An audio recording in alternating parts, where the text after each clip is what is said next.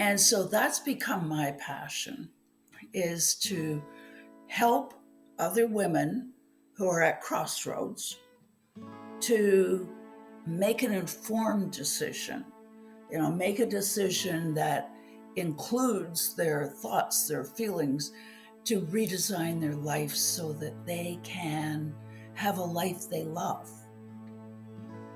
So often we, like I did, make a new life for ourselves, and we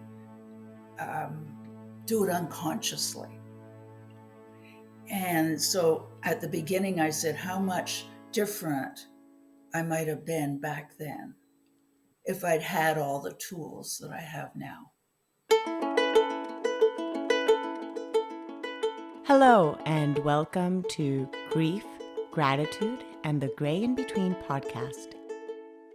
This podcast is about exploring the grief that occurs at different times in our lives, in which we have had major changes and transitions that literally shake us to the core and make us experience grief.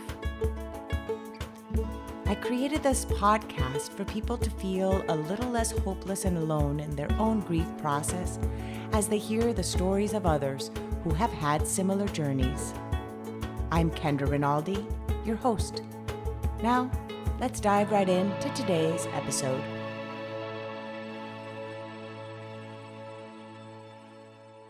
Today on the podcast, I am chatting with Sandi Shortt.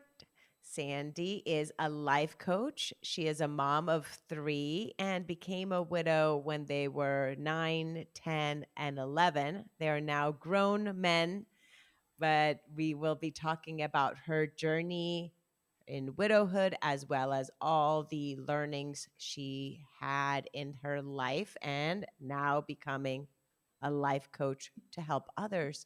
So welcome, Sandi. Thank you very much. Thanks for having me, Kendra. This is great. I am glad that you are here. I always like to start finding out where the people that I'm talking to live. It just kind of gives me a perspective. So where do you live right now? I am about 2 hours, or about 1 hour, I guess, east of Toronto in Canada. You're in Canada. Okay. Yeah, Did you grow up in that area? I did. You grew up. Yes. So Yeah. share with us about your husband. What was his name, by the way? I didn't see it in your bio. What was your husband's name? His name was Denton. Denton. And I now have a grandson called Denton. And Okay. it's getting a little bit easier, but at the very beginning, I was constantly getting names mixed up. It gets especially when you have a lot of names to call. I have 2 dogs, as you heard right before we started recording, and one's a boy and one's a girl. And I also have teenagers who are boy or girl. So once in a while, I might call the dogs by one of my kids' names or vice versa. So no worries. The whole name thing is normal. So Denton and you tell us how you met and a little bit about your marriage and your life together. Well, we met when I guess I was 19 and he was 21. And we dated. I ended up going to university in Ottawa, which is where he had gotten transferred with his bank job. So that worked out very well for both of us. We got married, and I taught school for 10 years before the kids came. So when one kid came, I really didn't think I was going to have 3 right in a row because it had taken a while. And so the next year I had another son, and the next year I had another son, which is Busy household. definitely, it was definitely the way I felt when they were all tiny. 3 kids under the age Yes. of 3 at one point, right? So that's wow. So were you still teaching when you had them? Did you take a break from teaching? No, I became a stay-at-home mom, and my husband was a banker, and he got transferred around. So we had been transferred throughout Toronto and Ontario. And the next transfer he got when they were young, I guess 3, 4, and 5, was to New York. So we moved down there, and which was supposed to be a 1 year transfer, and it turned out to be 5. And it Is was this where you wonderful. were? Were you in New York when he died? Yes, Okay. yes, So the kids, so here you are out rooted from, and I didn't know this information. I'm just kind of following here as you're yeah, talking. So you left your home, moved there for work. He dies. Was it a sudden, unexpected yes, death? yeah, Okay. yes, So it he definitely dies, was. he dies suddenly, and you are here with three kids in a city that you didn't have any family. I'm assuming That's based on. right. Okay, so and you had been home basic as a stay-at-home mom. So please take us into that scenario. What happened at that point? Well, at that point, I had to move back to Canada, even though, I had made friends down there and become established. We were in a little town north of New York City. And so he had worked for Citibank, and Citibank was wonderful to us um, because they allowed me to stay until July and let the kids finish up their school year. And I ended up having to come back at Easter to find a house to live in. And we moved in the summer. So it was huge. And during it, you go day by day by day and you do what has to be done. But when I look back on it, I think I wish I guess what I really think is I wish I'd had the tools then that I have now. And I think that's why I'm so passionate about helping other women who are going through whatever change in their life, because I have learned so many tools now to help. Hmm. What was your preconception or idea about death at prior to Denton's death? What was your idea about death, and what was your idea about grief at that moment? I know that if they're taboo now, it's still taboo to talk about it. Back when, because this is what, 20 something years ago. Hmm. Yes. So I'm It sure was it was actually even more.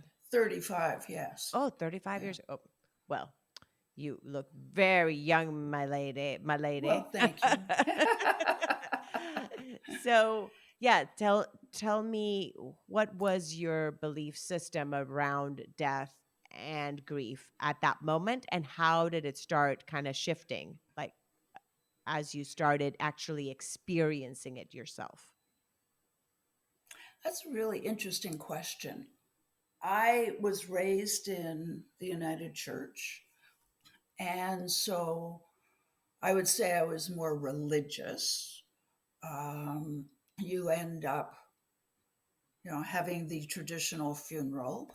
You do what needs to be done. And I guess one of my big questions, I had two big questions. And one was, who am I? Because I was so invested in being a wife. And I didn't know, I knew I was a mom, but who was I? And the other question is, why would God take him and leave me with 3 sons? And that was the question I kept asking the minister is, why? You know, what is this about? So those are the three, as far as what I felt about death is so different than what I feel now.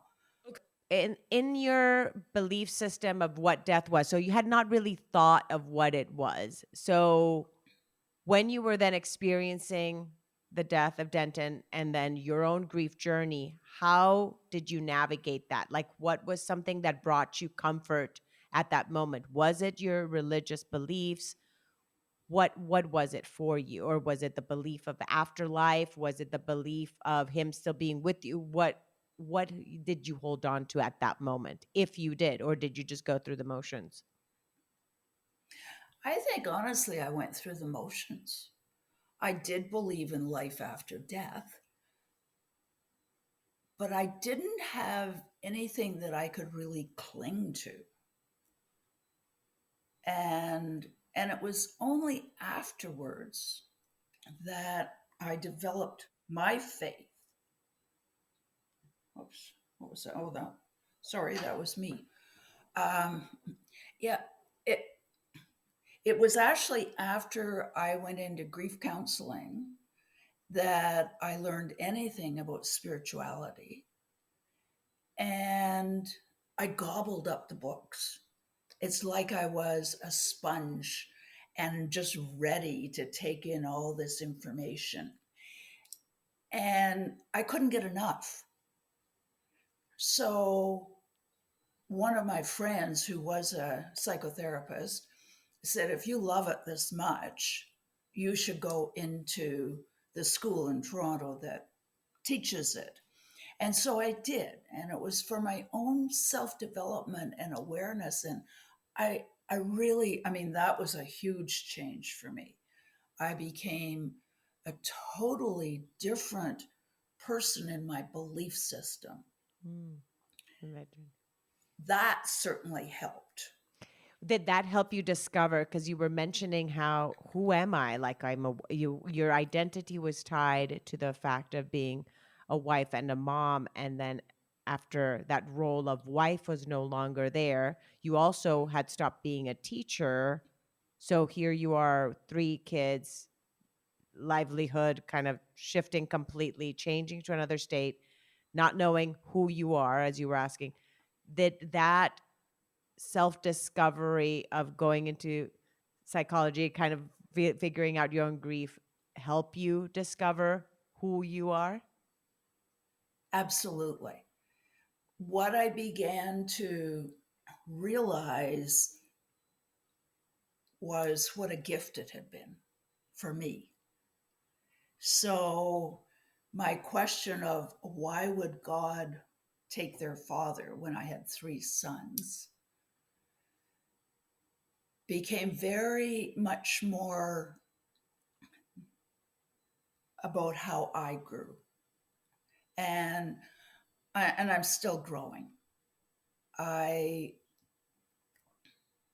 It truly was a gift. And I now believe that every grief, every change in road, everything that happens to you really is for you. I don't say that right at the beginning with people, but after they've had a chance to uh, really go through the first amount of grief, because it's there no matter what, then we start looking at, okay, what was the silver lining? And I have totally changed. I look back and hardly recognize the person I was. So I went on to become a therapist because in that school here it opened up. I was there for well maybe 2 or 3 months, and they said, you know, we're going to start to teach people how to become therapists.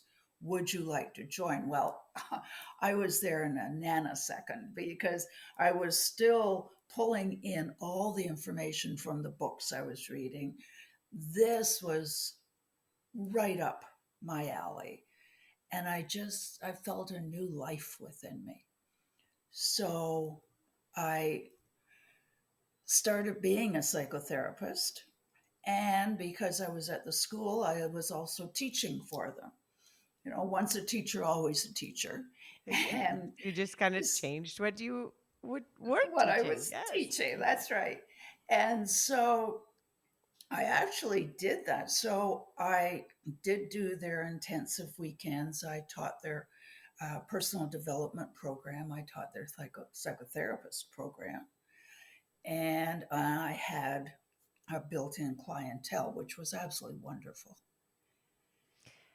And then I decided to retire. And we'll talk about that in a minute. You looked like you were Yes. going to ask me a Yeah, I was going to question. ask you. So how long after Denton's death did you start going to therapy yourself? Like how long? Because you mentioned you didn't have any tools, or when did you start reading these books? Like how, because again, you're going through the motions. You had to still mother three kids at that point, move so many things. So when did you actually start kind of tapping into your grief itself? I think it was about a year later. Okay. So he died in December. You guys moved We in moved July. in Hmm. July. And then I joined a group called Capsule, which is Child and Parents Suffering a Loss. And so, there were all of us together as well. And we went as a group to hear this woman talk. And she ended up being my therapist. Okay. So So you went to I went, group therapy, not group, no, yeah, like a group oh, support. yes, I had a Hmm. group support and we heard her speak. And I went up afterwards and said, "Do you take private clients?" And so I think that was probably a year and a half later. No, And it was for a the while. kids as well, did they continue going to group support, peer-based support, or did they go to therapists? Or did they just They kind did of, both. yeah. They did both. We were very active in Capsule. And so we would take the kids out once a month to do something as a group. And it helps that you know that there's other people that are suffering the same thing. Yeah, you feel understood. You feel like also you're not a burden when you're talking about your person, right? That's Which right. probably in some of these other areas of your life and social environments, sometimes people either tiptoe around it, not wanting to talk when maybe you do want, or vice versa. Like they don't know kind of how to be around you. So being with others that are in that same, on the same boat, you feel understood. You're absolutely right. And as a matter of fact, one of I'm on the dragon boat paddling team now, and one of the girls died. And another paddler didn't know how to talk to her husband. I said, just go and talk to him. Because, same as you said, should I say her name? Should I talk about her? Will it bring it up for him? And I said, he's thinking about it constantly, anyways. So just talk to him and invite him out. And that was a big thing because you know that people are so uncomfortable Hmm. and they don't want to bring it up, but you're already thinking about them anyways. It's a constant in your mind. Hmm. Now, so in terms of then the tools, you mentioned the beginning you didn't have tools. So then what became your tools? Grief coaching one on one with this lady, the group, the capsule group. What Hmm. other tools did you incorporate? Writing. You say you joined a paddle exercise. What were some of these tools that helped your grief kind of move through you? Well, it was more after I joined. um, I went into school. I went for grief counseling. I guess it was meditation. It was journaling. And those things I didn't know anything about back then. I guess back then I had friends and I talked to friends. That that would have been about it because and I did have the church, but I can't say I was really. I can't say I was really religious.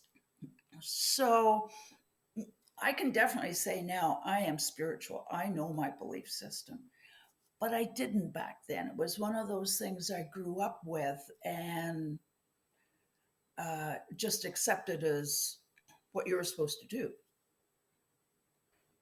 Here you are, the three kids in Toronto. How many years later did your life then take a whole other turn again? Was it when they were adults, this big you had a diagnosis, and how did that also shift your life? Can you please share with us that part of your Sure. journey? Well, there's a little bit in between there Okay, let's go to the because, great. Let like my show is going. oh So I only man, know I only know bullet yeah. points of your life from from your little, your resume that you sent me. So tell me the ones that I don't know, please. So we moved to Toronto, and the kids went to school, they went to university, and suddenly I'm left with an empty house. And quite honestly, I think my grief evolved because I think I was so busy and not understanding what I needed to understand back when he died, that I don't think I really went through grief. Yeah, everybody goes through grief, and the big waves that envelop you and practically take you out to the ocean got smaller, and the counseling got better, or got me better. But then the kids left home, and I'm going, oh my God, what's next? So they were gone for a while, and I decided I was going to retire. So they were kind of well, they were in different areas of Ontario. And I thought, I'm going to the lake and I'm going to build a house and I'm going to retire. So I did, and retirement was good. I was all right. And then I got the diagnosis of breast cancer. We've got empty nest, we've got moving again, we've got breast cancer. I went through surgery and chemo. I went to this specialty shop that looked after women with chemo, and was looking for a wig. And the owner said, you should join our dragon boat paddling team, which is for breast cancer survivors. And I did. I've been on it ever since. As a matter of fact, I am going to New Zealand next month for an international festival. That is So huge. it Wow. is Talk huge. about a big shift that you would have not known about this had you not gotten breast That's right. cancer and gone into the specialty shop. So Yeah. how long was your journey with chemo surgery? That journey of healing. It was probably 2 years, maybe 2.5 years. I I did the surgery. I made a decision to do a bilateral mastectomy and get an immediate reconstruction. And then I did have to do chemo. The dragon boats and the paddlers really helped because you have to have had breast cancer to be on the dragon boat team. And then it was there that one of the paddlers asked if I'd like to go to a lecture on essential oils and chemical free living. So once again, I had no idea. Um, I I can't say I was uh, blasé about the whole thing. I just didn't even know. But once I did, and how the chemicals in your products really can cause cancer. I was once again out there teaching, and I wanted to teach everybody all about this. And it was after about maybe 8 years of selling the products and teaching, and I thought there's something missing. I wasn't having a really big success in the job, and I thought I'd always heard it was an inside job. So I heard the words, and it was like, well, okay, but tell me how to do it. So I joined Ignite U. It was called Ignite University. I think she's renamed it now, Ignite Her, and it's Julie Ciardi. And I started there for personal development. I thought, I'm going to find out what this inside job is all about. And a couple of months later, she suggested that she was going to teach coaching. So, deja vu. And I am now a coach. And it's the best job I can imagine. I'm changed. I have changed a lot just having joined her, and mindset, and learning about mindset and what is an inside job. And so that's become my passion, is to help other women who are at crossroads to make an informed decision, make a decision that includes their thoughts, their feelings, to redesign their life so that they can have a life they love. So often we, like I did, make a new life for ourselves, and we do it unconsciously. And so at the beginning, I said how much different I might have been back then if I'd had all the tools that I have now. At the same time, you would have not grabbed all these tools had you not been through the experience, Well, right? that's It's true. those kind of, it's like this, it's that kind of Yes. aspect that you would have not gone down that path probably in the same way. Maybe other circumstances would have taken you on a similar path, and then you still would have ended up in this same place. We don't know, right? We don't know what We part of have it no is idea. if our destiny is the part that is like, okay, here you go, free will, take whichever path you want. That's right. Right? Here it is. And which ones, yeah, still end up kind of coming back to the same place in our life. We don't know. We'll maybe know more once we're in a different space in our existence. So this journey then of so here it was a journey of therapist, learning to be a therapist, helping in the education system as a therapist, then learning about your own well-being and health, having gone through your cancer diagnosis, learning about essential oils, learning about the environment and the things that end up affecting us that we put in our on our bodies and in our bodies, and then the crossroad again for you of learning then about mindset. So all these different aspects of the spirituality, the physical world around you, as well as mindset, and how they all really shape who you are. Now, do you incorporate all these aspects of your learnings into your coaching as well? Probably. I certainly I see the difference in the coaching, because with the therapy you go back and you unravel what happened to start with and why you're the way you are now. So if we can unravel it, we can change the way we are now. Coaching starts now and says, okay, yeah, we had all that happen, but let's go forward from here. So we do look at mindset.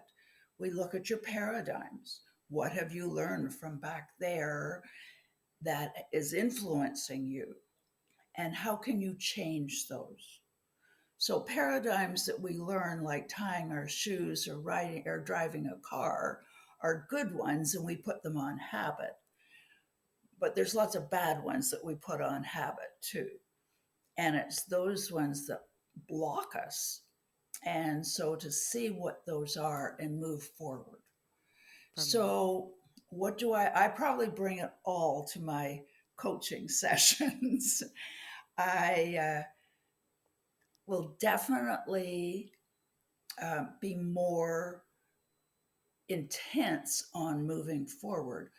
But if we get stuck and we can't move forward with for whatever reason, all right, let's go back. And I used to think that they were so separate, but they go together. And I know when I'm coaching people, there are times that I become the therapist, and and then from there we can then go forward. So I have begun to see it as the best of both worlds. That you've been able to incorporate both these things that you've now become part of who you are here. Okay, first off, here was Sandi not knowing who she was at the beginning, right? And then all of a sudden now you are so many different things, and you've gathered so much information and tools, and now you're able to help others. So what would you say, like, when you describe who you are now and what you've gained? Tell us some of these aspects of you, of the Sandi now. I feel much more confident. I feel much more capable. I can really appreciate myself. I look back and I see everything I've done, and for so long I didn't really appreciate myself and what I had gone through. And be, it was a journey. It wasn't overnight for sure, but I feel so much more complete now. I don't know whether that answers the question, No, but it for my yeah, so that's long, mhm. who am I? Well, I am now. I'm a single woman who is capable and confident and enjoys her friends, also enjoys being by herself, which is so different than what it used to be. Mhm. Yeah, especially when you feel in those two big life moments in which your husband died, then your kids moving on. Those were moments in which you were alone, Huge. or but there's a difference between being by yourself and alone than feeling lonely, right? And you could be alone Yes. now and not feel lonely either. Tell me, how do you incorporate now, not only as a mom but as a grandma? How do you guys bring up the memory of Denton, of their grandfather, and of the kids' father, father, and of your grandchildren into life? Like, what are some of the things that you do to remember him and share him with them? Well, we're not reticent to talk about him, just to start with. The grandchildren, because they've never met him, call him Grandpa Denton. And I'm not sure what his name would have been had he been alive, but probably wouldn't have included his name. And he is in a niche. His ashes are in a niche near where I live. So I have taken the grandchildren there. I know my sons will go once in a while. And it's interesting because working on this, and particularly the grief part of it with women, I would like to go back, and I've wanted to go back to say, how was it for you? What do you remember? So that's where I'm at right now with my sons, is to ask them and see what they do remember, what it was like. Because I was so unconscious. I don't know how it was for them. We all got through it and we all did what we had to do. And they haven't been through the same programs that I have. They haven't been through the learnings that I've had. So that's definitely something that I have had in my mind that I want to do with them. Now as adults, like, for them to refresh their memory as to what were their emotions. It is interesting because with my brother. My brother was 7 when our sister died. We had a sister. I was 21. My sister was 18 when she died in a car accident. And my brother, at the age of 7, how he navigated our sister's death was very different than much later on when he was an adult as a parent and all that. He actually felt he was more tapping into that grief more now as an adult than what it was for him as a kid. So it would be interesting with your children to see if that was the case for them, because just like you know, you were really just surviving, you know, as a mom of 3 and moving and all these things. Like they were probably more worried when you guys moved, leaving New York and leaving their friends. You know, the Hmm. secondary losses were probably even bigger for them at that moment in their lives. Absolutely. And actually, it was that's what drew me to you was where you said grief, gratitude, and the gray in between. And there is right now, I have so much gratitude. And that's something I'd like to talk to the guys about as well, is because I do believe things happen for us. I don't believe things happen to us. And how did this work for them? Mm.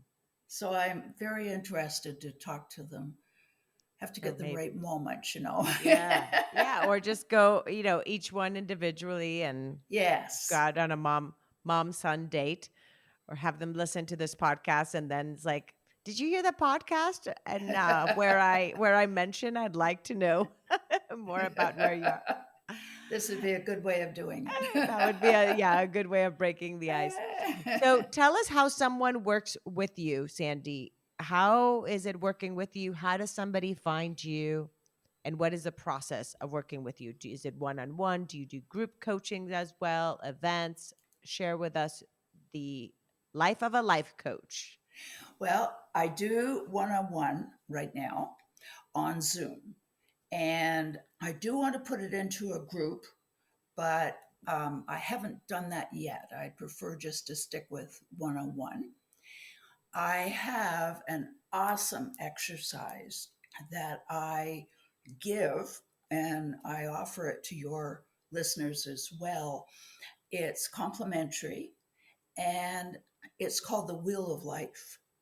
And while we do it, we just can find out where this person is now, where they want to be, and the gap in between. And that's where I come in to help and help them to find out how they can fill this gap so they can get to where they want to go. I have a free download that anybody can pick up. I Yeah, believe we'll be the in the show notes. Yeah, I'll put it in in the the show show notes. notes. So scroll down after you listen all the way down and you'll see it. And I called it At the Crossroads. What's next? It's like, now what? Mhm.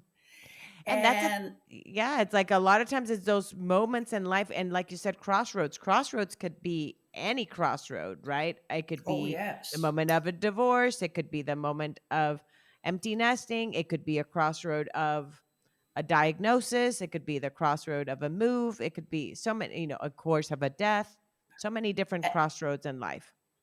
And that's why I really like that analogy of the crossroads, because we can go through the crossroads and we have a choice. Do we walk, do we go across the crossroad and into a life full of color? Do we stay where we are? Do we suffer because we don't really like it, but it's not that bad, but it's not full of color? And so that was the concept behind this free download.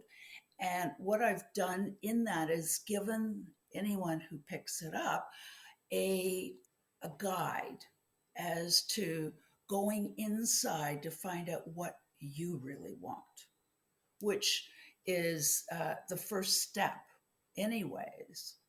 And then, or before, they can get a complimentary wheel of life with me. And after that, we decide what has to be done. Often my clients are on a 6-month program, and you need that amount of time to change, because this isn't just an overnight change. Changing your paradigms and changing your thoughts and feelings and what you really want. There's a lot of people who's never been able to ask, what do I want? And that becomes a really big question. So that's how I work. I haven't started my Facebook yet, but I've got it all ready to start. So I will be going on weekly to give inspirational messages, but also ideas of what we need to do to get that inside job done. Perfect. Yeah. So that they are able to not only have those tips and tools to move forward, but really discover who they are in order to be able to move forward. Is that correct? That's right. Yes. That's the goal. So what is something I have not asked you that you'd like to share with the listeners regarding the grief journey or regarding any of these crossroads that they come into life that you'd like to leave them with, Sandi? Well, a huge thing for me is life happens for us. And it's up to us how we respond or react. It's up to us whether we take that and use it to become a bigger and better person, because I believe our soul always wants to grow. And we have so much potential inside of us that we have to be able to develop. And that I see it as igniting your soul. So I would like to help women ignite their soul, whether they've been at a crossroads, but most of us have been at crossroads, or maybe their crossroad is just the same old Groundhog Day, and they don't want that anymore. And being able to work with them to help them reignite their soul and their passion and their purpose. I have an Instagram page, Sandi Shortt Consulting, and they can they can take a look at that. They can go to the link tree above in my bio and make an appointment to take me up on that complimentary session. And they can certainly go to the ConvertKit link below and take advantage of the free download that I have for them so they can get started. Such generous offers of free complimentary consultation, as well as the wheel of life as well that we're attaching here. What is it called again? No, it's called the wheel of life is what I do in the consultation. This is called okay. At the Crossroads. At the Crossroads. Now what? Okay. Now what? At the Crossroads. Now what? They can check that out as well. Sandi, it's been an honor chatting with you, learning from you and your story. Thank you so much again for coming on the podcast. And I hope that the listeners go ahead and connect with you, continue on their journey. Thank you so much for having me. It's been a delight chatting with you.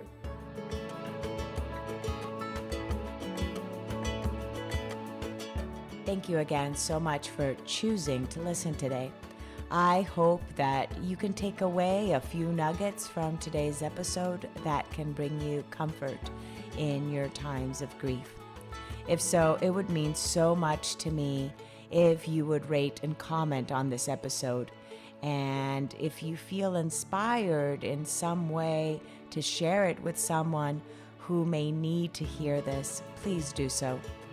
Also, If you or someone you know has a story of grief and gratitude that should be shared so that others can be inspired as well, please reach out to me. And thanks once again for tuning in to Grief, Gratitude, and the Gray in Between podcast. Have a beautiful day.